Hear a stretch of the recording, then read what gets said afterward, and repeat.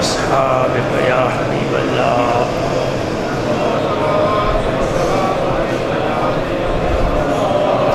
الصلاة والسلام عليك يا رحمة للعالمين وعلى آلك وأصحابك يا شفيع المذنبين الصلاة والسلام عليك يا خاتم النبيين وعلى آلك وأصحابك يا محبوب رب العالمين الصلاة والسلام عليك يا رسول الله وعلى آلك وأصحابك يا حبيب الله الصلاة والسلام عليك يا رحمة للعالمين وعلى آلك وأصحابك يا شفيع المذنبين الصلاة والسلام عليك يا خاتم النبيين وعلى آلك وأصحابك يا محبوب رب العالمين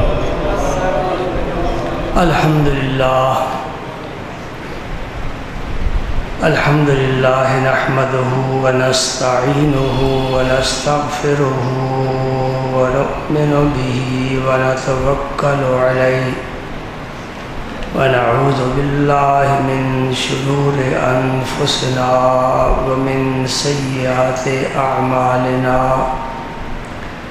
من يهده الله فلا مضل له ومن يضلل فلا هادي له وأشهد أن لا إله إلا الله وحده لا شريك له وأشهد أن سيدنا وسندنا وحبيبنا وحبيب ربنا وملجأنا ومأوانا محمدًا عبده ورسوله الذي أرسله الله بالحق بشيرا ونذيرا وداعيا إلى الله بإذنه وسراجا منيرا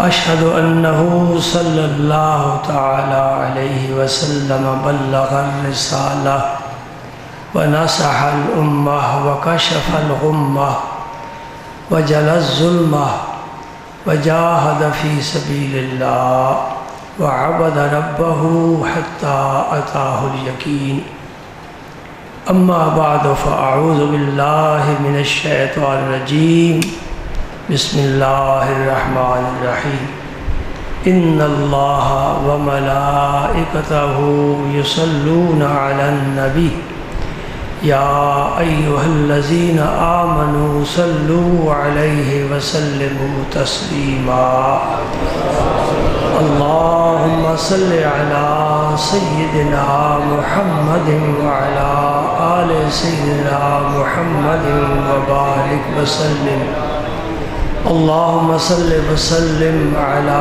رسولك الكريم وآله الطاهرين رب اغفر وارحم وأنت خير الراحمين حضرت سلمان فارسی رضی اللہ تعالی عنہ بیان فرماتے ہیں کہ 29 شعبان کے دن حضور انور نور مجسم رحمت عالم راحت عالم جان دو عالم صلی اللہ علیہ وآلہ وسلم نے ایک خطبہ ارشاد فرمایا. حسن اتفاق ہے کہ آج بھی 29 شعبان ہے اور میں بھی وہی خطبہ آج آپ کے سامنے پیش کرنا چاہتا ہوں اس امید پر کہ اللہ پاک کو میرا یہ عمل پسند آ جائے اور ہم سب کی مغفرت کا ذریعہ بن جائے. رسول کریم صلی اللہ علیہ وسلم نے فرمایا یا ایھا الناس، اے لوگو، قد اظلکم شہر عظیم شہر مبارک، لوگوں بڑا عظمت والا مہینہ تم پر سایہ فگن ہو رہا ہے، یہ بڑا ہی برکت والا مہینہ ہے۔ مہینہ کو عربی میں شہر کہتے ہیں۔ اس کی دو صفتیں نبی کریم صلی اللہ علیہ وسلم نے بیان فرمائی ہیں۔ ایک فرمایا عظیم ہے، عظمت والا ہے، ایک مبارک برکت والا ہے۔ اللہ کے پاک پیغمبر کی نظر میں یہ کائنات اور جو کچھ زمین و آسمان میں ہے یا اس کے علاوہ ہے، خدا کی جتنی مخلوق ہے، آپ کی نگاہ میں ایک تنکے کی برابر بھی قیمت نہیں رکھتی۔ یہ آسمان بے ستون قائم ہے، اللہ کی قدرت نظر آتی ہے۔ یہ زمین ہے، چاند سورج ہیں، ستارے ہیں، کہکشاں ہیں، آبشارے ہیں، پہاڑ ہیں، طرح طرح کی مخلوق ہے، درندے ہیں، پرندے ہیں، چرندے ہیں، انسان ہیں، جنات ہیں، فرشتے ہیں۔ ہم تو اندازہ بھی نہیں کر سکتے کہ رب نے کتنی بڑی مخلوق بنا دی ہے، لیکن اللہ کے رسول کی چونکہ نظر بڑی بلند ہے، بہت بلند ہے، اس کی نظر میں یہ کائنات ایک تنکے کے برابر بھی قیمت نہیں رکھتی، جس پر ہم بڑے عاشق ہیں، شیدا ہیں، فدا ہوتے ہیں۔ کوئی حیثیت نہیں ہے۔ یہی بات شب معراج بھی ہوئی۔ اللہ پاک نے اپنے حبیب سے فرمایا انا و انتا وما سوا ذالک خلقت لاجلک، میرے حبیب ایک تو میری ذات ہے اور ایک تو ہے، اس کے علاوہ جو کچھ ہے پیارے میں نے سب کچھ تیرے لیے پیدا کیا۔ اللہ کا حبیب جواب میں کیا عرض کرتے ہیں؟ سبحان اللہ، انا و انتا، اے اللہ ایک تیری ذات ہے، تو معبود حقیقی ہے، ایک میں تیرا بندہ ہوں، مقرب بندہ ہوں، رسول معظم ہوں، محبوب ہوں تیرا۔ وما سوا ذالک ترکت لاجلک، اور اس کے علاوہ جو کچھ ہے میں نے تیری ذات کے لیے سب کچھ چھوڑ دیا ہے، تجھے منتخب فرما۔ میری نگاہ میں فقط تیری ذات ہے، میں کوئی کسی چیز کا حسن میری نگاہوں کو خیرہ نہیں کر سکتا، کوئی کائنات کی نعمت میرے دل میں جگہ نہیں بنا سکتی۔ سبحان اللہ۔ علامہ اقبال کا ایک مصرع کہتے ہیں شکار مردہ سزاوار شہباز نہیں، شکار مردہ سزاوار شہباز نہیں، شہباز کی یہ فطرت میں ہے کہ وہ خود مار کر شکار کرتا ہے، مرے ہوئے شکار پر نظر ڈالتا ہی نہیں ہے۔ یا اللہ تو نے یہ دنیا جیسی بھی بنائی ہے بڑی اچھی ہے، لیکن جہاں تیری ذات ہے، تیرے جلوے ہیں، تیرا کرم ہے، تیرا کمال ہے، اس کے سامنے نہ زمین کی کوئی حیثیت، نہ آسمانوں کی کوئی حیثیت، نہ ان میں چھپے ہوئے خزانوں کی کوئی حیثیت۔ میں چاند سورج کو بھی کوئی اہمیت نہیں دیتا، اس لیے کہ چاند میرے نقش پا ہے، چاند میرا نقش پا ہے، اور سورج میری مرضی پر واپس آ جانے والا ہے، یہ تو سب میرے اشاروں پر چلنے والے ہیں۔ سبحان اللہ۔ آپ سمجھے نہیں سمجھے میری بات؟ یہ ساری کائنات حضور کے لیے پیدا کی گئی۔ لولاک لما خلقت الافلاک، اے میرے حبیب اگر تیری ذات پیدا کرنا مقصود نہ ہوتی، نہ شمس و قمر ہوتے، نہ بحر و بر ہوتے، نہ شجر و حجر ہوتے، نہ خشک و تر ہوتا، نہ جن و بشر ہوتا، فقط تو ہے تو ساری رونقیں ہیں۔ انا و انت وما سوا ذالک ترکت لاجلک، میں نے سب کچھ چھوڑ دیا ہے۔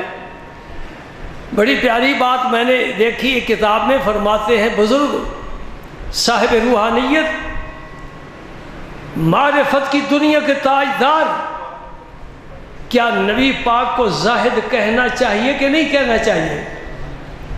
یہ کوئی نکتہ ہے بڑا نفیس۔ اہل محبت کے درمیان بحث کے لیے رکھ دیا کہ حضور کو زاہد کہنا چاہیے کہ نہیں کہنا چاہیے۔ زاہد کا کیا معنی ہے؟ جو دنیا کو چھوڑ دے وہ زاہد ہے، کنارہ کش ہے، تارک دنیا ہے، جنگلوں میں رہتا ہے، اسے کسی چیز کے ساتھ کوئی پیار انس نہیں ہے۔ تو کیا نبی پاک کو بھی زاہد کہہ سکتے؟ جس کی رائے بڑی کمزور تھی، سوچ بڑی محدود تھی، وہ کہنے لگے کہہ سکتے، اس لیے کہ حضور نے بھی ساری دنیا کو چھوڑ دیا ہے۔ اور جو اوپر کی کلاس کے تھے نا، انہوں نے کہا نہیں، حضور کو زاہد نہیں کہہ سکتے۔ توجہ کی ضرورت ہے، حضور کو زاہد نہیں کہنا چاہیے، اس لیے کہ یہ دنیا جس کو چھوڑا ہے اس کی حقیقت ہی کیا ہے جس کو چھوڑا ہے؟ سرکار کی ذات زاہد ہونے سے بھی بلند ہے۔ زاہد تو وہ ہوتا ہے نا جس کے دنیا کو قبول کیا ہے پھر چھوڑ دیا ہے، اور جس نے پہلے دن سے دنیا کو چھوڑ دیا ہے، کہا میری نظر میں تیری کوئی حیثیت نہیں۔ سبحان اللہ، یہ تو سید الانبیاء ہیں، سید المرسلین ہیں، سید البشر ہیں، سید الکائنات، سید الخلق ہیں۔ حضور کی امت کے بعض غلاموں کی بات کرتا ہوں۔ حضور سلطان المشائخ، حضور محبوب الہی خواجہ سید محمد نظام الدین اولیاء رضی اللہ تعالیٰ عنہ فرماتے ہیں، ایک دن میں سحری کے وقت حضور بابا صاحب کی حجر مبارک کی طرف آیا تو میں نے ایک عورت کو دیکھا، نہایت بدصورت، وہ جھاڑو دے رہی ہے۔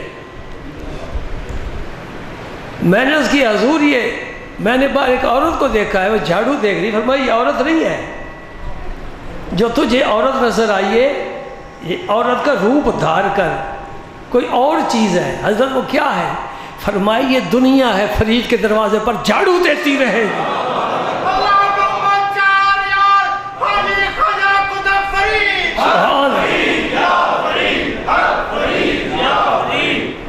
قَدْ أَزَلَّكُمْ شَهْرٌ عَظِيمٌ، اب میرے ذوق کا تقاضا تو یہ تھا کہ میری سی رو میں بہہ جاتا، میرے سامنے بڑے باب کھل گئے اور بڑے نورانی چہرے چمک گئے، میری روح پتہ نہیں کہاں کہاں طواف کر رہی ہے، کن کن کی دہلیز پر سر بسجود ہے۔ عقیدت اور محبت کا سجدہ، نیاز کا سجدہ، سبحان اللہ۔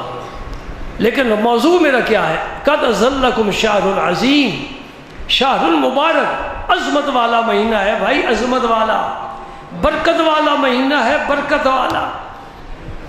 عیسیٰ علیہ السلام نے فرمایا تھا وَجَعَلَنِي مُبَارَكًا أَيْنَمَا كُنتُ، تو میں جہاں بھی ہوں گا میں برکت والا ہوں۔ ایک پیغمبر کہہ رہا ہے میں برکت والا ہوں، کیا مطلب؟ مادر زاد اندھا آ جائے، جو پیدا ہوا تھا تو آنکھ میں نور نہیں تھا، میرے پاس آ جائے، میں فقط ہاتھ پھیروں گا، اللہ پاک نور عطا فرمائے۔ اور ایسا ہوا ہے، اور اس کی شہادت رب کا قرآن دے رہا ہے، عرش والا رب دے رہا ہے کہ میں نے ایسا روح اللہ بنا کر پیغمبر بھیجا کہ اگر کوئی کوڑ کا مریض آ جائے جسے کس کی بیماری کا کوئی علاج نہیں ہے، نہ افلاطون کے پاس، نہ جعلی نوس کے پاس، نہ سقراط اور بقراط کے پاس، نہ ابو علی سینا کے پاس، کسی کے پاس علاج نہیں ہے، مریم کا فرزند جسم پر ہاتھ پھیرے گا شفا مل جائے گی۔ مبارک ہے نا، وجعلنی نبیا وجعلنی مبارکا اینما کنت، تو جہاں بھی ہوں برکت والا ہوں۔ سبحان اللہ۔ پانی کو رب نے مبارک فرمایا، یہی پانی جو آپ پیتے ہیں اور کبھی خیال نہیں کرتے، اسی دھرتی پر کچھ ایسے لوگ ہیں جو گرم پانی کے قطروں کو بھی ترستے ہیں، ہم ٹھنڈے سے ٹھنڈے مشروب پیتے ہیں، اور نہ پڑھا پینے سے پہلے کبھی بسم اللہ پڑھی، نہ پی کر کبھی الحمدللہ زبان پر لیا۔ اللہ پاک فرمائے ان اصبح ماءکم غورا فمن یاتیکم بماء معین، اگر یہ تیرا پانی اللہ کی قدرت سے زمین میں دھنس جائے، کون زمین سے نکالے گا؟ جا کر دیکھ لو پہاڑوں پر بڑے بڑے پرانے چشمے جو ہزاروں سال سے جاری تھے، خشک ہو گئے، چشمے خشک ہو گئے ہیں، ہمارے چشمے بھی خشک ہو گئے ہیں۔ توجہ کی کہ نہیں کیا آپ نے؟ ایک وہ دور تھا میرا نبی جب قرآن پڑھتا تھا صحابہ کرام کے چشمے جاری ہو جاتے تھے۔ وَإِذَا سَمِعُوا مَا أُنزِلَ إِلَى الرَّسُولِ تَرَىٰ أَعْيُنَهُمْ تَفِيضُ مِنَ الدَّمِ مِمَّا عَرَفُوا مِنَ الْحَقِّ۔ قرآن پاک کا 7واں پارہ پہلی آیت، گھر جا کر کبھی قرآن پاک کا ترجمہ دیکھنا کیا فرماتا ہے میرا رب۔ اللہ اپنے نبی کے یاروں کی تعریف فرما رہا ہے، یہ اتنے سنگ دل تھے کہ بچیوں کو زندہ در گور کر دیا کرتے تھے، معمولی بات پر انسان کا قتل کر دینا ان کے لیے کچھ بھی حیثیت نہیں رکھتا تھا۔ لیکن اے پیارے، تو جب آیا اور یہ تیری صحبت میں آئے، میرا فیض آیا، ان کے دلوں میں حق آ گیا، اور جب تو قرآن پڑھتا ہے، یہ قرآن کی آیتیں سنتے ہیں تو ان کی آنکھوں سے پھر چشمے جاری ہو جاتے ہیں۔ اے اللہ ہمیں بھی وہ گریہ عطا فرما، دعا مانگی کرو۔ جو بے اولاد ہے اولاد کے لیے دعا مانگتا ہے، جس کا بیٹا باہر نہیں جا رہا باہر جانے کے لیے دعائیں مانگتا ہے، مریض کے لیے دعائیں مانگی جاتی ہیں۔ سب کچھ رب سے مانگو، وہ سب کچھ دینے والا ہے، لیکن قیمتی چیزیں منتخب کر کے مانگو۔ یہ نچلی چیزیں ہیں، سستی چیزیں ہیں۔ اور چائنا کا مال نہ تلاش کرو، بڑے کوالٹی والا مال تلاش کرو۔ وہ کیا ہے؟ اے اللہ اپنی محبت نصیب فرما، اے اللہ اپنے حبیب کی محبت نصیب فرما، اے اللہ ہم پر رحم فرما، ہمیں معاف فرما دے اور ہمیں حق نصیب فرما۔ اللہ اکبر! کون یہ دعائیں مانگتا ہے؟ ہم بھی ممبر پر ہی مانگتے ہیں نا، کسی کے ذہن میں، کسی کے حاشیے خیال میں بھی یہ باتیں نہیں آتی کہ رب سے یہ بھی مانگنا چاہیے۔ سبحان اللہ! پانی برکت والا ہے، جسم ناپاک ہو جائے کیسے پاک کرے؟ پانی پاک کر دے گا۔ بڑی پیاس لگی ہے، سخت گرمی ہے، کیسے بجھے؟ پانی پیاس بجھا دے گا۔ کپڑا گندا ہو گیا، برتن گندا ہو گیا، کیسے پاک ہوگا؟ پانی پاک کر دے گا۔ پانی مردہ زمین کو زندہ کرتا ہے، بارشیں برستی ہیں، طرح طرح کے پھول پھل اناج پیدا ہوتے ہیں، لوگوں کی غذا ہے، زمین کی خوبصورتی ہے، حسن ہے، بہار ہے، رونق ہے۔ کس سے؟ پانی سے۔ ہر چیز رب نے پانی سے پیدا فرمائی۔ من الماء کل شیء حی، ہر چیز کو اللہ پاک نے یہ برکت والا ہے نا، تو مہینہ بھی برکت والا آ گیا۔ کیا مطلب؟ جو اس مہینے میں اللہ کے رسول کو راضی کر لے گا، وہ اس طرح سمجھ لے میرا کھیت مردہ تھا، زندہ ہو گیا، میں گندا تھا، میں پاک ہو گیا، میں پیاسا تھا، میری پیاس بجھ گئی۔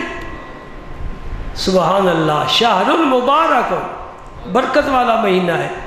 قد اذن لکم، نبی پاک ہی بتا سکتے ہیں نا، کسی کو تو کچھ پتہ نہیں ہے۔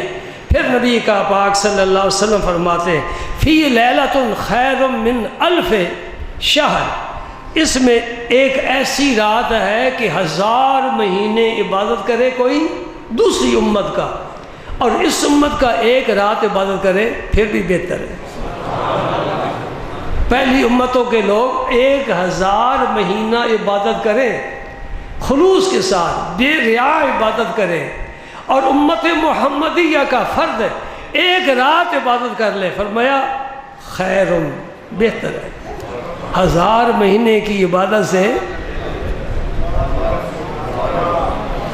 مسئلہ تو یہ سوچنے والا ہے کہ وہ بھی رب کی عبادت کرتے ہیں، اس امت کا فرد بھی رب کی عبادت کرتا ہے، وہ 1000 مہینے کریں، یہ ایک رات کرے، اس میں کیا فرق ہے؟ پہلی امتوں کا فرد عبادت گزار ہے، 1000 مہینہ عبادت کرتا رہا ہے۔ میرے نبی کی امت کا ایک فرد صرف ایک رات کو عبادت کرتا ہے، تو 1000 مہینے کی عبادت سے بہتر کیوں ہو گئی؟ جی کہو نا، یہ میرے پاک پیغمبر کی نسبت کی برکت ہے نا۔ وہ عبادت گزار عبادت کرتے ہیں، لیکن انہیں وہی نسبت حاصل نہیں جو امت محمدیہ کے ایک فرد کو نسبت حاصل ہے کہ میں رسول اللہ کا غلام ہوں نا، صلی اللہ علیہ وآلہ وسلم۔ یہ ہے جس کو آپ کیا کہتے ہیں؟ لیلۃ القدر۔ اور دوستوں نے، یاروں نے، سب نمازیوں نے، مسجدوں میں مولویوں نے، نعت خوانوں نے، قاریوں نے، سب شب زندہ داروں نے، عبادت گزاروں نے 27ویں کی رات مخصوص کر لی ہے۔ بھئی یہ کہاں سے مخصوص ہو گئی؟ قرآن نے تو کوئی مخصوص نہیں فرمائی۔ نبی کریم صلی اللہ علیہ وسلم کو اللہ پاک نے علم دیا تھا کہ مہینے کی یہ رات لیلۃ القدر ہے۔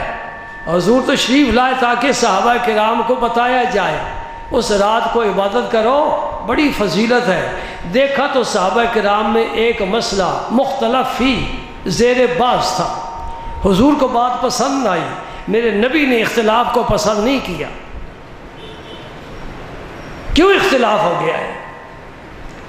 فرمایا اس اختلاف کی وجہ سے وہ برکت اٹھ گئی اور اس کی تعیین جو ہے اب تمہیں نہیں بتائی جائے گی کہ کون سی رات ہے، اب تلاش کرو پورے مہینے میں، اگر مل جائے تمہیں۔ تو جس امت میں اتنا اختلاف ہے کہ ایک نہیں 73 فرقے ہیں، ایک ناجی 72 دوزخی، اور سارے کے ہاتھ میں قرآن ہے، حدیث ہے، کہتے ہم حق پر ہیں۔ آپ اور میں کیسے سمجھیں کہ کون حق پر ہے کون باطل پر ہے؟ اتنا بڑا اختلاف ہے تو پھر برکت کہاں سے آئے؟ اختلاف مٹے گا تو برکت آئے گی۔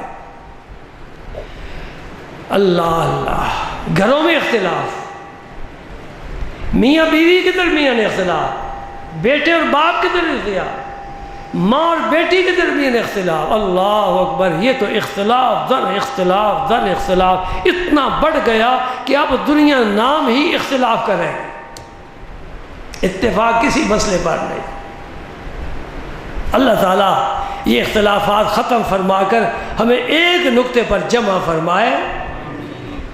تو فرمایا کہ ایک رات کی عبادت 1000 مہینے کی عبادت سے بہتر ہے۔ تو میں یہ کہا کرتا ہوں کہ 27ویں کو ہی نشانہ نہ بناؤ، 27ویں کی طرح کم از کم آخری عشرے کی ہر تاک رات کو شب بیداری کی کوشش کرو، شاید تمہیں وہ رات مل جائے۔ اگر نہ بھی ملے گی تو جس رات کو تم نے اپنے رب کی عبادت کی ہے، رب کو راضی کرنے کی کوشش کی ہے، وہ لیلۃ القدر نہیں، تیرے مقدر میں لیلۃ القدر ہی لکھ دی جائے گی نا۔ اللہ بڑا کریم ہے، وہی شب قدر ہے جس کی تو نے قدر کر لی، جس رات کی تو نے قدر کر لی وہی شب قدر ہے۔ سبحان اللہ۔ بعض بزرگوں نے ان سر کی آنکھوں سے شب قدر کو دیکھا ہے، بڑے مبارک ہیں۔ اور اگر شب قدر کو حاصل کرنے کا شوق ہو تو میں ایک نسخہ بتا دیتا ہوں، اعتکاف بیٹھ جاؤ، رات سو کر گزار دو، شب قدر کی فضیلت تیرے حصے میں فرشتے لکھ ہی دیں گے۔ اور رب کے ساتھ سودا کرنا بڑا آسان ہے۔ بینک میں روپیہ رکھے، منافع پائے، سود ہے، حرام ہے، اس کا لینا حرام ہے، لیکن رب کے بینک میں رکھو اپنا عمل، وہ سود دیتا ہے۔ واللہ یضاعف لمن یشاء، یہاں تو شرح مقرر ہے نا جی، کتنے جی فیصد؟ 6% یہ کم و بیش ہے۔ بتاتے ہیں ساتھی، جیب میں دونوں خالی ہیں، کبھی رکھا ہی پیسہ نہیں، پتہ ہی نہیں ہے، بڑا اللہ کا فضل ہے۔ خدا کی قسم بڑا لطف ہے اس میں، کوئی اس میرے رستے پر چل کر دیکھ کے تو صحیح بڑا سکون ہے۔ تیرے جیب میں 500 روپیہ ہے تو 500 کے برابر سفر پر جا رہا ہے، تجھے خطرہ ہوگا۔ 1000 ہے تو 1000 کے برابر، 10,000 ہے تو 10,000 کے برابر، لاکھ ہے تو بڑا خطرہ ہوگا۔ یہ ساتھ بیٹھنے والا جیب ہی نہ کاٹ لے۔ اگر تیری جیب خالی ہے تو کیا خطرہ؟ جیب خالی ہے تو کوئی خطرہ نہیں، ادھر ہاتھ ڈالے، کہے بھائی اس میں بھی ڈال لے، جو ملتا ہے لے جا، میری طرف سے اجازت ہے۔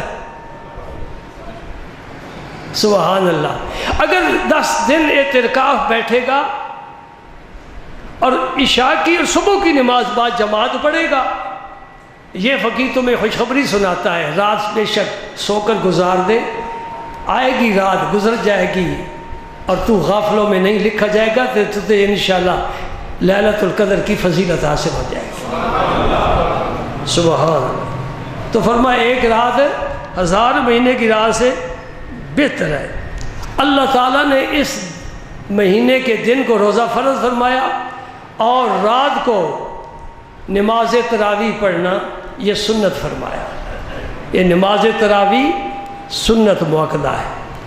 قرآن پاک سننا یا سنانا یہ الگ سنت ہے۔ اب ہم کھا کھا کر اتنے کمزور ہو گئے نا، رب کی نعمتیں پا پا کر اتنے ہم سست ہو گئے ہیں کہ اب رمضان شریف 11 ماہ کے بعد ہی آتا ہے نا، دوسرے ہفتے تو نہیں نا آ جاتا،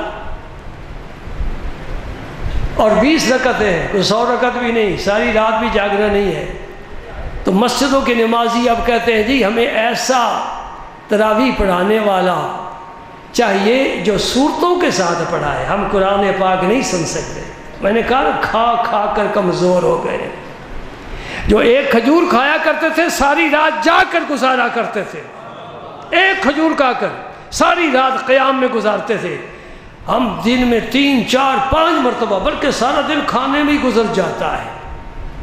اس لیے ہم کمزور ہو گئے، ایمان کمزور، ذوق کمزور، شوق کمزور، محبت سے بالکل ہی محروم ہو گئے۔ رات کو تراویح پڑھے اور دن کو رکھے روزہ۔ میرے نبی پاک بشارت فرما رہے ہیں من صام رمضان ایمانا و احتسابا غفر له ما تقدم من ذنبه ومن قام رمضان ایمانا و احتسابا غفر له ما تقدم من ذنبه۔ فرمایا جو دن کو روزہ رکھے اور نیت ہو ثواب کی، ریاکاری تو روزے میں ہو ہی نہیں سکتی نا، جھوٹ بولے تو علیحدہ بات ہے، روزے میں ریاکاری نہیں، کیونکہ روزے کی حالت ایسی ہے کہ دیکھنے والے کو پتہ نہیں چل سکتا کہ اس کا روزہ ہے کہ نہیں۔ نماز پڑھ رہا ہے پتہ چلے، تلاوت کر رہا ہے پتہ چلے، صدقہ دے رہا ہے پتہ چل رہا ہے، لیکن روزہ ایسی مخفی عبادت ہے کہ اس کا پتہ نہیں چلتا، بے ریا عبادت۔ فرمایا دن کو روزہ رکھے، نیت ثواب کی ہو، اللہ کو راضی کرنے کے لیے روزہ رکھے، اور رات کو تراویح پڑھے، اللہ تعالیٰ اس کے اگلے پچھلے سارے گناہ معاف فرما دے۔ اس لیے یہ مہینہ عظیم ہے، یہ مہینہ برکت والا ہے، سبحان اللہ۔ جس نے اس مہینے میں کوئی بھی نفلی کام کیا اس کو فرض کے برابر درجہ ثواب ملا۔ نفل سے فرض کا درجہ بلند ہے، لیکن جب نفل کا نام آتا ہے نا تو ہمارا نفلی نماز کی طرف ذہن چلا جاتا ہے۔ نہیں، نفل کا معنی ہے زائد ہے، فرض کے علاوہ آپ نفل پڑھتے ہیں، یہ تو نماز ہو گئی۔ حج فرض تھا وہ آپ نے ادا کر لیا، اس کے بعد پھر حج کیا، یہ نفلی حج ہو گیا۔ عمرہ کیا، یہ نفلی عبادت ہو گئی۔ قرآن پاک کی تلاوت کی، یہ نفلی عبادت ہے۔ صدقہ زیادہ دیا زکوٰۃ دینے سے، یہ بھی نفلی عبادت ہو گئی۔ غریبوں کے ساتھ شفقت، پیار، ہمدردی، یہ سب نفلی عبادت میں شامل ہے۔ تو فرمایا کہ باقی دنوں میں جو فرض کا ثواب ملتا ہے، رمضان کے دنوں میں نفلی کام کرنے کا اتنا ہی درجہ، اتنی فضیلت، اتنا ہی ثواب ملتا ہے۔ اور اگر رمضان کے دنوں میں فرضی عبادت کرے تو باقی دنوں میں 70 مرتبہ عبادت کرے تو برابر ہے۔ رمضان میں جو فرض پڑھیں گے ان کا ثواب 70 گنا بڑھا دیا جائے گا، اور نفلوں کا ثواب فرضوں کے برابر کر دیا جائے گا۔ پھر اگر باقی سال میں آپ اوابین کے نفل نہیں پڑھتے، تہجد نہیں پڑھتے، نماز تسبیح نہیں پڑھتے، تو پھر یہ تو موسم بڑا پیارا موسم ہے نا، اس میں تہجد ضرور پڑھیں۔ اور بیدار تو ویسے ہی آپ کو روزہ کر دے گا، جاگ جائیں گے آپ سحری کھانے کے لیے۔ ویسے تو عام حالات میں سحری کے وقت جاگنا ذرا مشکل ہوتا ہے نا، لیکن رمضان میں تو بچے بھی جاگ جاتے ہیں۔ تو 4 رکعت صرف پڑھ لو، صرف 4 رکعت، مجھے بھی ثواب ملے گا، آپ پڑھیں گے مجھے بھی ثواب ملے گا، کیونکہ میں بتا رہا ہوں نا، الدال علی الخیر کفاعلہ، میں رہنمائی کر رہا ہوں، مجھے بھی فضیلت مل جائے گی۔ اور اگر اتنے نمازی تہجد پڑھیں میرا کام تو بن گیا، سبحان اللہ۔ 4 رکعت، اور پھر بعض لوگ نیت پوچھتے ہیں، بھائی نفلوں کی کیا نیت ہوتی ہے؟ تم جو ارادہ کرتے ہو کہ میں نفل پڑھ رہا ہوں، یہی نیت ہے بس۔ صحابہ کرام زبان سے نیت نہیں کرتے تھے، ہم کرتے نا 4 رکعت نماز فرض وقت نماز ظہر بندگی اللہ تعالیٰ کی، منہ طرف کعبہ شریف کے، پیچھے سے امام کے، یہ صحابہ کرام نہیں کیا کرتے تھے، اس لیے کہ ان کے دل اور زبان یہ ایک تھے۔ ہمارا دل علیحدہ زبان علیحدہ، تو نیت باندھتے وقت ہم ذرا دل کو کھینچ کر زبان کو کھینچ کر ملا دیتے ہیں، ایک دفعہ تو مل جاؤ نا، پھر نماز میں جو مرضی سوچتے رہنا، خیال جدھر چاہے دوڑاتے رہنا، کوئی بات نہیں، کم از کم تکبیر تحریمہ کے وقت حضور قلب ہمیں حاصل ہو جائے نا۔ نیت ہے تہجد کی 4 رکعت، 2 رکعتیں، 2 رکعت نماز تہجد، نبی کریم صلی اللہ علیہ وسلم پر یہ نماز فرض تھی جی۔ وَمِنَ اللَّيْلِ فَتَہجد بِهِ نَافِلَةً لَكَ، یہاں نافلہ کا معنی کہ باقی لوگوں کی بنسبت پیارے میں نے ایک نماز تم پر زائد فرض فرمائی ہے، 5 وہ بھی پڑھو، 6 یہ نماز بھی پڑھو۔ میرے رسول پر 6 نمازیں فرض، ہم پر 5 نمازیں فرض۔ نماز کے فرض ہونے میں بھی رسول ہمارے برابر نہیں ہے، ہم رسول برابر نہیں ہے۔ اور اس کی فضیلت کیا فرمائی پیارے، اگر تو یہ نماز تہجد پڑھے گا نا، عَسَىٰ أَن يَبْعَثَكَ رَبُّكَ مَقَامًا مَحْمُودًا، جو سب سے بلند مقام ہے، مقام محمود، تیرا رب تجھے وہ مقام محمود عطا فرمائے گا۔ اب وہ مقام محمود تو ایک کو ملنا ہے، وہ ریزرو ہو چکا، کوئی اور نہیں لے سکتا، کوئی امیدوار ہی نہیں ہے۔ حضرت آدم سے لے کر حضرت عیسیٰ تک کوئی پیغمبر اس مقام محمود کا کوئی امیدوار نہیں ہے۔ انہیں پتہ ہے کہ ایک ذات کے لیے مخصوص ہے، اور ایک ذات وہی ہے جو خدا کا محبوب ہے۔ ہم پڑھیں گے تو ہمیں کیا فائدہ ہوگا؟ مقام محمود تو نہیں ملے گا نا۔ نماز تہجد پڑھیں تو کیا فائدہ؟ فائدہ سن لو، انشاءاللہ شوق پیدا ہو جائے گا۔ قبر کسی روشنی سے روشن نہیں ہوتی، یہ کمکمے یہیں رہ جائیں گے، فانوس کی روشنی قبر میں کام نہیں دے گی، سورج کی روشنی، چاند کی، ستاروں کی کوئی روشنی قبر میں نہیں ہے۔ قبر روشن ہوگی تو نماز تہجد کی برکت سے روشن ہوگی۔ صوفیاء کرام نے فرمایا قبر کا اندھیرا دور ہو جائے گا جو نماز تہجد کا عادی ہے، لیکن ذالک فضل اللہ یؤتیہ من یشاء، ای سعادت وزور بازو نیست تا نبخشد خدائے بخشندہ، جو بازی لے گئے سو لے گئے۔ اللہ اکبر۔ تو باقی مہینوں میں فرض پڑھے، اس مہینے میں نفل پڑھے برابر ہے۔ رمضان میں فرض پڑھے تو 70 فرض پڑھنے کے برابر اس کا درجہ، اس کی فضیلت، اس کا ثواب ہے۔ پھر حضور نے فرمایا وہ شہر صبر، یہ صبر کا مہینہ ہے جی۔ 15-16 گھنٹے نہ کھانا نہ پینا، صبر کا مہینہ ہے نا۔ اتنا مجاہدہ، لیکن اس کا پتہ ہے اجر کیا ہے؟ حدیث پاک میں فرمایا، حدیث قدسی ہے، رب کریم فرماتے ہیں الصوم لی وانا اجزی بھی، روزہ میرے لیے ہے، میں ہی اس کی جزا عطا کروں گا۔ کیا مطلب اس حدیث پاک کی؟ بڑے مطلب بیان کیے گئے، شارحین حدیث نے بیان کیے۔ اس کا معنی کیا؟ الصوم لی، ہر عبادت اللہ کے لیے ہے، روزہ میرے لیے ہے۔ اس کا کیا مطلب؟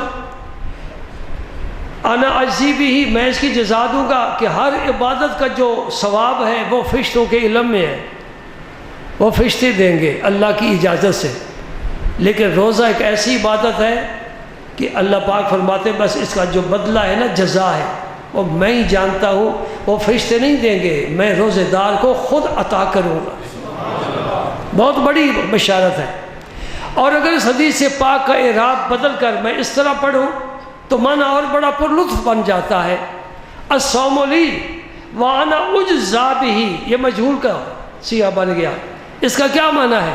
بندے نے روزہ رکھا ہے میرے لیے، اس کی جزا میں دوں گا۔ کس طرح دے گا یا اللہ؟ جنت نہیں، حور و غلمان نہیں، محلات نہیں، بلکہ میری ذات خود روزے دار کے لیے اس کے روزے کی جزا بن جائے گی۔ میں ہی جزا ہوں روزے کی، یعنی وہ مجھے حاصل کر لے گا۔ سبحان اللہ۔ تو فرمائیے صبر کا مہینہ ہے، اس میں گرمی لگے سردی لگے برداشت کرنا چاہیے۔ ہم جو سائے میں بیٹھ کر روزہ گزارنے والے ہیں ہمیں تو اتنی فکر نہیں ہونی چاہیے جی۔ چلو بجلی چلی گئی، لائٹ چلی گئی، ہم نے یو پی ایس کو استعمال کر لیا، یو پی ایس بھی جواب دے گیا، جنریٹر چلا لیا، یا کم از کم سائے میں تو بیٹھے ہیں نا۔ بات تو کرو ان کی جو کھیتوں میں کام بھی کرتے ہیں، گرمی برداشت بھی کرتے ہیں، اور اپنے رب کو منانے کے لیے روزے بھی رکھتے ہیں۔ مزدور ہے، مزدوری بھی کرتا ہے، روزہ بھی رکھتا ہے، گرمی برداشت کرتا ہے۔ سبحان اللہ، ایسے بھی اس امت میں لوگ ہیں جو بڑی سختی میں بھی اپنے رب کو راضی کرنے کے لیے اس فریضے سے غافل نہیں ہے۔ پھر فرمایا یہ صبر کا مہینہ ہے، اور صبر کا بدلہ اور ثواب جنت ہے۔ صبر کا بدلہ جنت ہے۔ ان اللہ مع الصابرین، صبر کرنے والوں کے ساتھ خود اللہ تعالیٰ کی ذات ہے۔ اور پھر فرمایا شہر المواسات، یہ غمخواری کا مہینہ ہے۔ آج کا چاند نظر آ گیا، ذرا پڑوسیوں کی خبر گیری کر لو، غریب ہیں تو ان کے گھر تھوڑا آٹا ہی بھیج دو، شام کو سالن پکاؤ، تھوڑا شوربہ ہی بھیج دو۔ نبی پاک صلی اللہ علیہ وسلم ازواج مطہرات سے فرمایا کرتے تھے کہ جب سالن پکاؤ شوربہ زیادہ کیا کرو تاکہ دوسروں کی خدمت ہو سکے۔ یہ شہر المواسات ہے۔ زبان کا چٹخارا تو پھر نہیں نہ پورا ہوتا، لیکن مسکینوں کی خدمت کرنے سے عرش والا رب راضی ہوتا ہے۔ اسی لیے آپ نے دیکھا ہر مسجد میں، ہر مدرسے میں، جہاں لوگوں کے روزہ کھلوانے کا بڑا اہتمام کرتے ہیں، شہر المواسات ہے، روزہ افطاری کا بڑا اہتمام کرتے ہیں۔ پھر فرمایا شہر یزاد فی رزق، اس مہینے میں بندے کا رزق بڑھا دیا جاتا ہے۔ یہ حضور اس لیے فرما رہے ہیں کہ غریبوں کی ہمدردی کرتے وقت یہ نہ سوچنا کہ گھر کا آٹا کم ہو جائے گا، نہیں، اللہ پاک تیرا رزق بڑھا دے گا، جتنا دے گا اور آتا جائے گا، کمی نہیں ہوگی۔ رب سے معاملہ کرے جو ہے اس کو کبھی بھی کمی محسوس نہیں ہوتی۔ سبحان اللہ۔ جس نے اس مہینے میں کسی روزے دار کا روزہ کھلوایا، نبی کریم صلی اللہ علیہ وسلم فرماتے ہیں اللہ تعالیٰ اس کے سارے گناہوں کی مغفرت اور بخشش فرما دے گا، اور دوزخ سے بھی آزادی کا پروانہ جاری فرما دے گا۔ اتقم من النار، کسی ایک کا روزہ کھلوایا۔ صحابہ کرام نے عرض کی یا رسول اللہ صلی اللہ علیہ وسلم، ہم میں سے ہر آدمی تو روزہ نہیں کھلوا سکتا، ہمیں تو ایک کھجور بھی نہیں ملتی کہ ہم خود کھولیں۔ نبی کریم صلی اللہ علیہ وسلم اکثر کھجور سے روزہ افطار فرماتے تھے، اور صحابہ فرماتے کبھی کھجور بھی نہیں ہوتی تھی تو آپ پانی کے چند گھونٹ بھر لیا کرتے تھے۔ سبحان اللہ۔ یہ تیرے سموسے اور پکوڑے اور یہ فروٹ چاٹ اور کیا جی وہ دہی بھلے، یہ حضور کے دسترخوان پر نہیں ہوتے تھے۔ میرے نبی کے پاس کھجور کبھی وہ بھی نہیں، پانی سے روزہ افطار فرمانے۔ اور یہ مسئلہ سن کر جانا، میں بڑی ذمہ داری کے ساتھ بات کر رہا ہوں، حضور نے کبھی روزہ مغرب کی نماز سے پہلے افطار کیا ہے، اور کبھی حضور نے مغرب کی نماز پڑھ کر روزہ افطار کیا ہے۔ جی یہ ہر ایک کے علم میں یہ بات نہیں ہے۔ ذرا لیٹ ہو جائے نا، وہ جی روزہ مکروہ ہو رہا ہے، اسے پتہ ہی نہیں کہ روزے کا مستحب وقت کتنا ہے۔ رب نے کوئی اتنا ہمیں ایک نقطے پر کھڑا نہیں کیا کہ آگے پیچھے نہ ہونا، نہیں، رب نے ہمارے اوقات میں وسعت رکھی ہے۔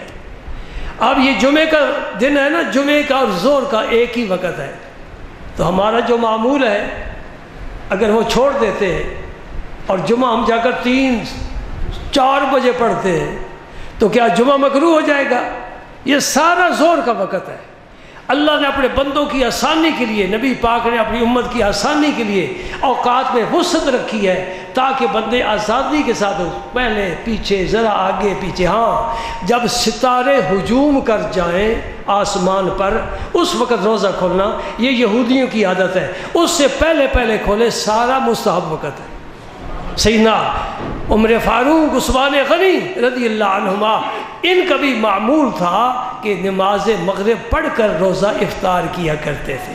یہ جلدی والی مسجدوں میں کرتے جلدی کرو جلدی کرو، حضور نے فرمایا جلدی میں برکت ہوتی ہے۔ اس جلدی کا معنی یہ نہیں ہے، اس کا معنی یہ ہے جو مستحب وقت ہے اس سے مؤخر نہ کرو روزے کو، اور یہودیوں کو روزے کے ساتھ نہ ملاؤ۔ تو صحابہ کرام نے کہا یا رسول اللہ ہم میں سے ہر ایک تو روزہ افطار کرا نہیں سکتا، یعنی کھانا نہیں کھلا سکتا۔ وہ یہ سمجھے تھے کہ روزے دار کو کھانا کھلانا چاہیے پیٹ بھر کر۔ نبی پاک صلی اللہ علیہ وسلم نے فرمایا یہ ثواب جو میں نے بیان کیا ہے یہ اللہ تعالیٰ اس کو عطا فرمائے گا جو دودھ کے ایک گھونٹ پر روزہ کھلوا دیتا ہے، پانی پلا دیتا ہے، کھجور کھلا دیتا ہے، یعنی معمولی چیز۔ اور اگر کھانا کھلائے کسی کو پیٹ بھر کر، اللہ تعالیٰ حوض کوثر سے اسے خوب پیٹ بھر کر پلائے گا۔ سبحان اللہ، یہ نعمتیں اللہ تعالیٰ عطا فرمائے، اور اس کے بعد کبھی پیاس نہیں محسوس کرے گا۔ اللہ جب حوض کوثر سے پلائے گا کبھی پیاس محسوس نہیں کرے گا۔ اللہم صلی علی سیدنا محمد وعلی آل سیدنا محمد۔